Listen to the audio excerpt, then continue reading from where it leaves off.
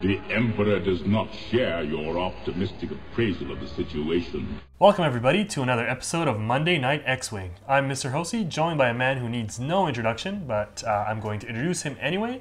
Marcus, aka Mr. T, aka the man with 1,000 voices.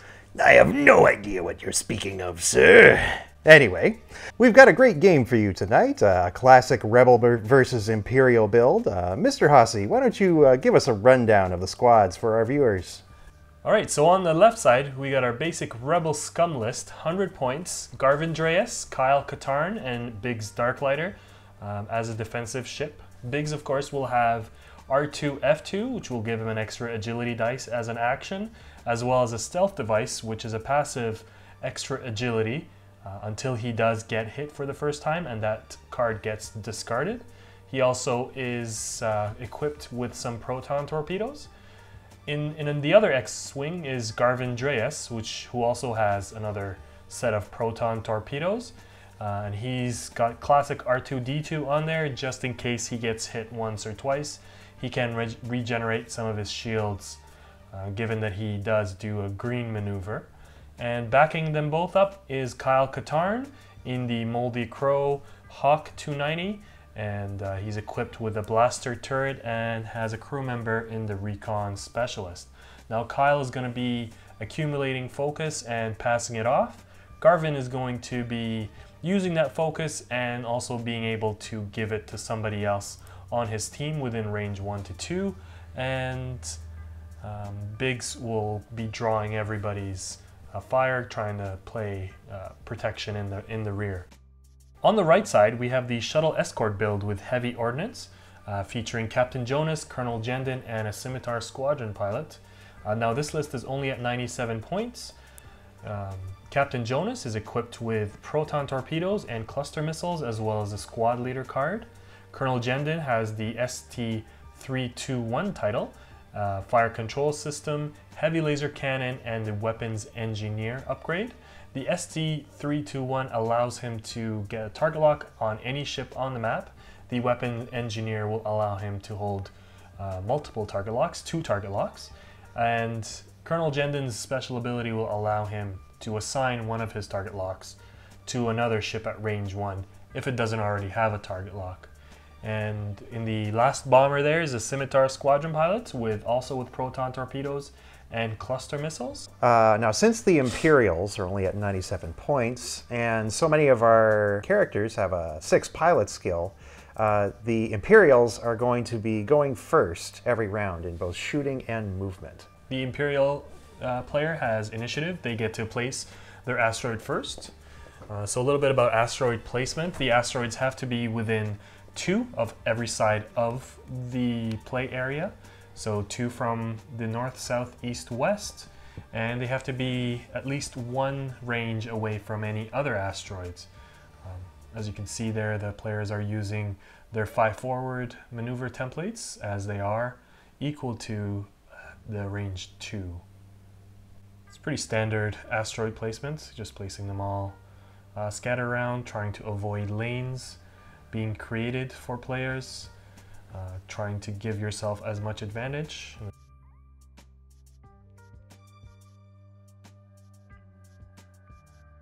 We're just checking to see that they're all away from 1. And now we're getting right into ship placement. All right, let's get these guys out there. So since the Scimitar Squadron pilot is the lowest pilot skill, he will get to be placed first.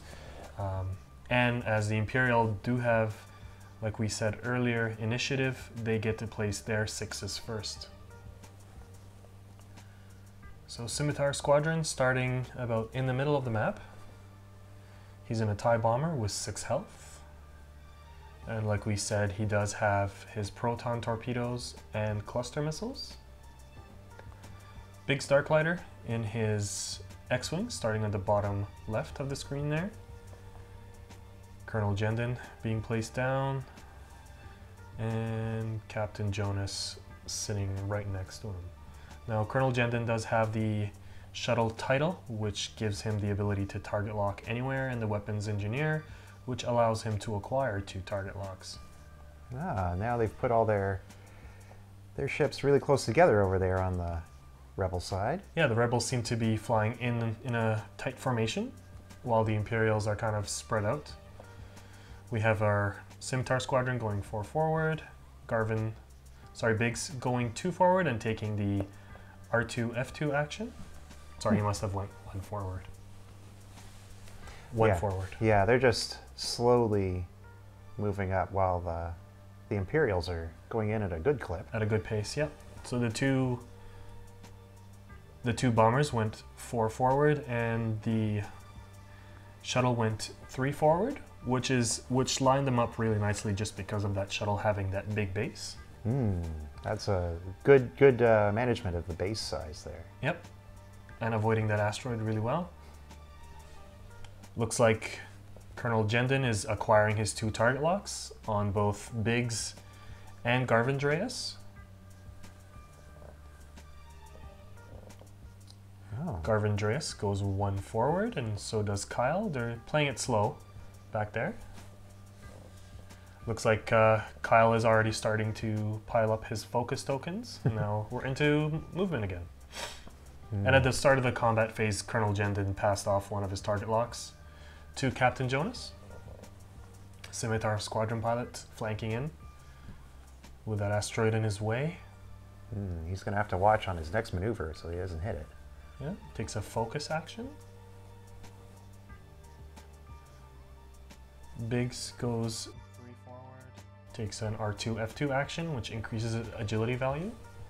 Now with this specific list on Biggs, he's actually potentially able to roll 5 evade dice if he's at range 3 of his attacker. Oh wow.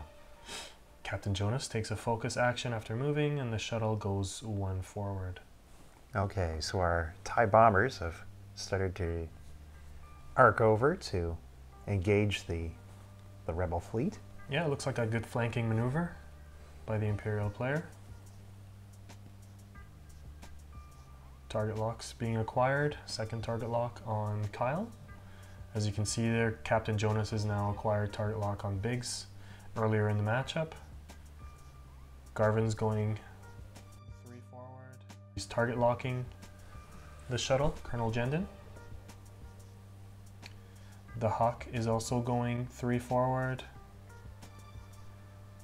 And we'll be stacking up some more focus. The focus battery fills up. Yep, already at 4 focus, and he can pass 1 off. So he passes 1 off to Biggs, it looks like. Yep, Biggs gets a focus to help defend him from the incoming onslaught. Because ships that are able to target Biggs have to shoot Biggs. He's the big elephant in the room. Yep. He's the bullet magnet. Unfortunately, it looks like Captain Jonus is out of range of Biggs and won't be able to shoot him.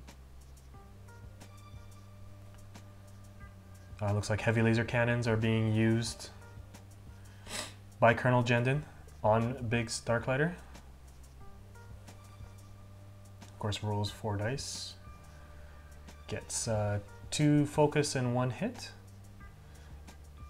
And because of Captain Jonus' special ability, he's able to reroll 2 of them, or he can spend a target lock. Actually, he doesn't have a target lock on Biggs, so he can spend 2 to reroll. Oh, so there's 3 hits on Biggs. Now Biggs is at range 3, and he has the R2 F2 action, so he gets to roll 4 dice, 5 dice, 4 dice. And just 1 evade, so he loses both his shields and his stealth device. Right off the bat. Right off the bat, Biggs is already crippled with his stealth device off.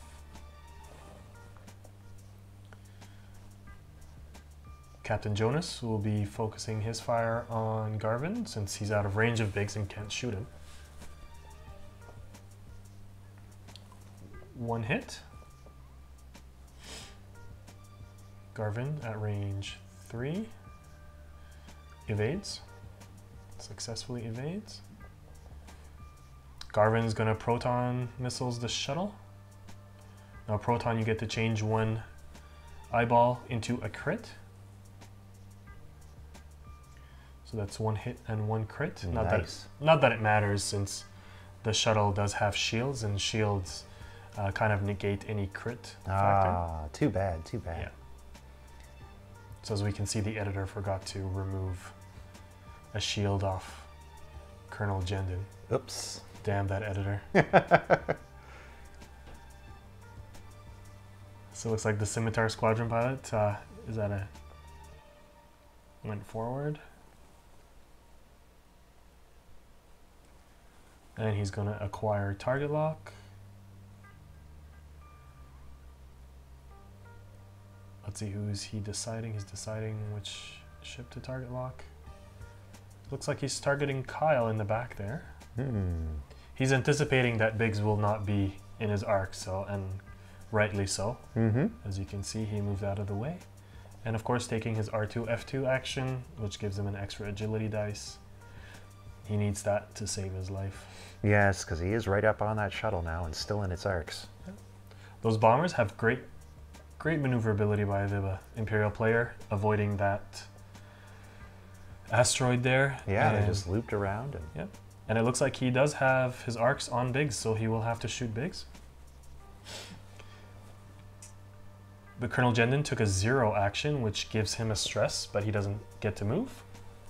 Ah. He's actually the only ship that can do that, that cannot move. That's a handy feature sometimes, especially when things get cluttered.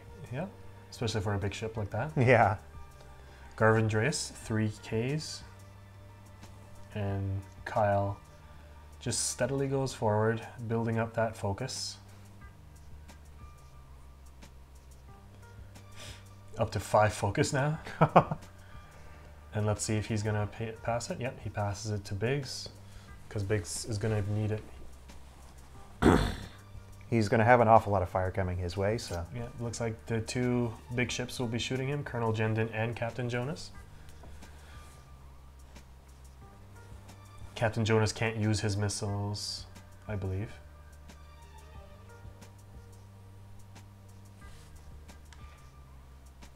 Yeah.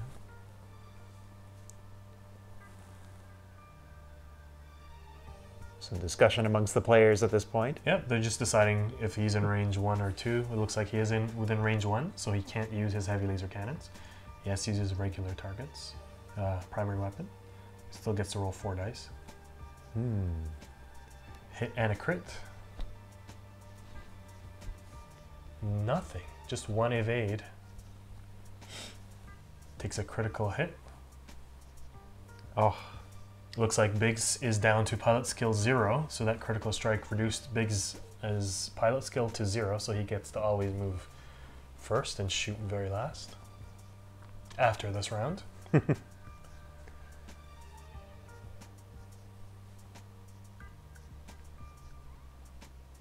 And now we have Captain Jonus shooting his cluster missiles, spending his target lock,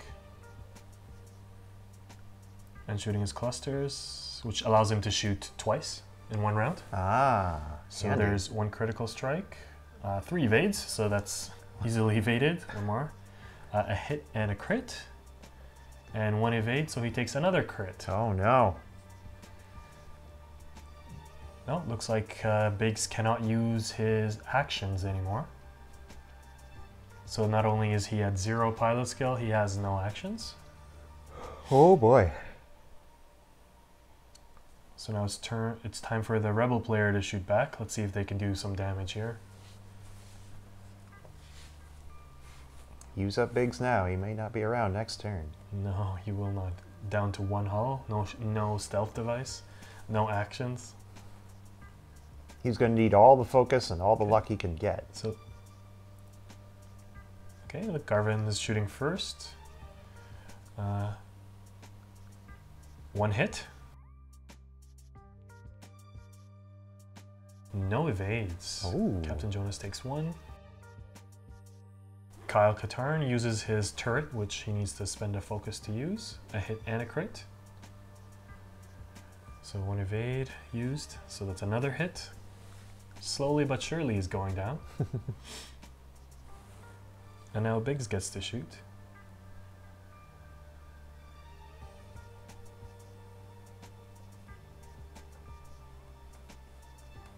Just 1 hit. Evaded. Ooh. Double evade. No chance. Okay, next turn. What will they do? Oh my goodness. That was... Oops. Oh, I believe Captain Jonus got a critical hit as well, and he's down to 0. So Biggs gets to move second last. I mean, yeah. He's at 0 as well. So that bomber just went and bumped into that. Yep. And that was a red maneuver as well, so he has a stress, so he can't take an action. And now this X-Wing is bumping into the shuttle here. Oh my goodness.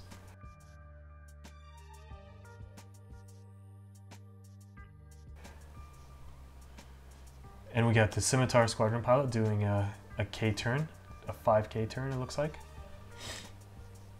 Everybody's stressed. Except the shuttle. And it's just going to mosey on over there. Yep. Nothing to hit. But it's still carrying all those target locks. Takes a focus action. Oh, this isn't going to go well. Nope, everybody's crashing into everybody. This is a very disorganized formation at this point. Yep. Ironically, it's not even the big ships that did it. It's the small ships crashing into each other. Normally, it doesn't work like this. Yeah. But, oh my goodness, I don't think anybody is getting anywhere at this point. No. Oh boy. Sadly, Garvin took a 3 forward action, which is not green. It does not clear his stress. But he's able to take a focus from Kyle, the bus, the focus bus. Oh, he looks like he does have a shot in there. Yep. But he's 0, so he gets to shoot last. Well, actually second last, since he has initiative over Biggs. What will they do? What will they do? So Garvin gets to attack first, and he's going to attack the bomber. And he spends a focus, of course. That's 4 hits on the bomber, and passes off the focus to Biggs. 1 evade, so 3 hits. Oh my goodness. Captain Jonus is not doing well. Not well at all. And he only used 1 of his ordnance. Another 3 hits, and there's no point. Oh. And he rolled no evades, so That's there goes it. Captain Jonus. So we're already 3rd turn and 1 ship gone. 3rd of the fleet. Third of the squadron. Might add, not a fleet. So the bomber, Scimitar Squadron pilot, gets to shoot. And since he has range on Biggs, he gets to shoot Biggs. But there's nothing there. Hit and a focus, so. Okay, next turn. Next turn, so Biggs moves first since he's at pilot skill 0. Let's get out of there. Oh. Yeah. He gets to target lock Jendon. Actually, he shouldn't have been able to target lock Jendon. He has that critical strike. He needs to use his action to get rid of that restriction. So that was an illegal move. Oops. Scimitar Squadron pilot moves forward, does not lose its stress. Uh-oh. Uh-oh. Colonel Jendon crashes into the Scimitar Squadron pilot. Oh, there went that good planning. Yeah. The Hawk gets to move. No, they're going around in circles. Oh. Well, that was a good position to go into. Yeah, takes a focus, stacks up his focus again. More focus. Back up to 3. So much focus. Moves 1 forward and gets rid of his stress. And he target locks on the Scimitar.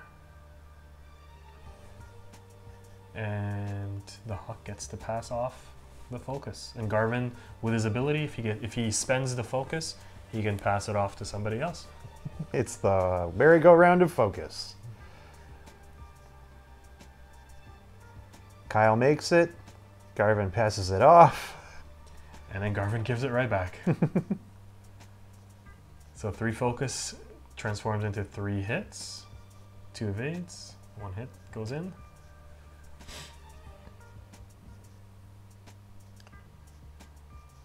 Spins a focus with 3 hits with his turret.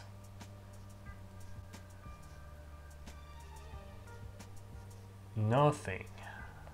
That's another 3 hits on the Scimitar. He's down to 2 health and he's just limping now.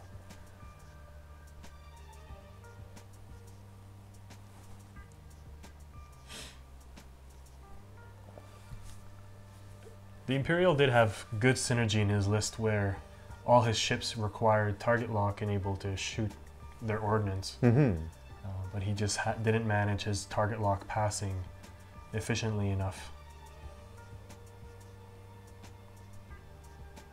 And of course the Rebel player is stacking up focus and passing it back and forth. Could have went really bad for him if Biggs had died right at the very beginning. Yes. But he managed to survive. Yep. Looks like Kyle was able to avoid that with 2 evades. Okay, on to the next turn. Biggs is coming around. So he could have taken his target lock action during this turn instead of last turn. So instead of doing that illegal move, he could have just done it in this turn. Not that he had any role to play in the previous turn, so. But you never know. Right? We want players to follow the rules. Okay. No, the Hawk is just circling that shuttle in its moldy crow, just pecking away, and of course takes a focus. Goes 1 forward and bumps. No action for him. Not much happened this turn. Not at all. Well, let's see who can. Biggs can't hit anything. He's all by himself. Target lock has been passed. It's a 1 to 3 range to pass focus, and 1 to 2 range to pass it back. Oh, 2 crits and 1 hit on the shuttle with 1 evade, so he takes 2 crits and 1 hit. Of course, that should be 2 shields there on the shuttle, not 3.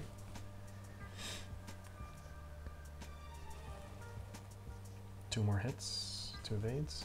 And on to the next turn again. Yeah, really quick turns here with the editing out of the dial phase for you guys' enjoyment. Well, that focus looked pretty funky coming up. Kind of scared me for a second. Didn't know where it was going. Scimitar Squadron pilot is just getting out of there. He doesn't want any of that. Shuttle's just slowly turning. Yeah, the shuttle has no K-turn maneuver. It's a really difficult ship to turn around. Not only is it a big base ship, but its movement is very limited. So it target locks Biggs. And he can't pass target locks to the other ship since he has to be at range 1 of a friendly ship to pass it away. It was to their benefit to be all clustered for a while there, but Yes, it was. now they're all out of range. Yeah, you want to always stay in formation or within the 1 to 2 range of your abilities, so you can take advantage of that.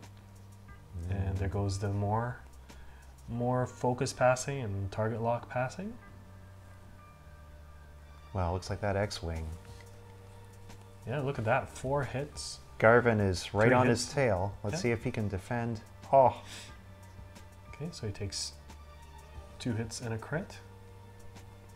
Receive a stress token is the crit that he received. So he gets a stress, that's unfortunate. And he gets to pass the focus right back. Uses the turret and 3 more hits. 3 hits, and he's dead. oh, that's it. Quite unfortunate for the shuttle. Biggs didn't even get to use his ordnance, but that's okay. Now we've got one lonely TIE bomber with 3 rebel ships on his tail. This is Yeah. going to be a problem for him fast. Yeah, but at least he's behind all the ships. So Now it's a question of, can he stay behind them? it doesn't look like it. Biggs K turns, receives a stress. Oh, the bomber overlaps the asteroid. So now he gets no actions. No, they're just And gonna... he has to roll an attack dice, which was blank, came up blank, so he doesn't take a damage. But with no actions this turn, they're just gonna have a free turn to pummel on him. Free shot on him, yes. And it looks like the Hawk is going 2. And of course the Hawk has the turrets, so it has a 360-degree arc at a cost of 1 focus, which is pennies for him since he's been stacking focus the whole game. Mm-hmm. I don't think he's had less than 2 focus the whole game. So he passes the focus off. And then Garvin shoots. 2 crits and a hit. 1 evade, and game is over. That's it. And that's it. What a great game for everybody. Thanks for watching, everybody. Hope you enjoyed yourself, and make sure you tune in next week where we debut our 2-camera setup. And don't forget to rate, comment, and subscribe.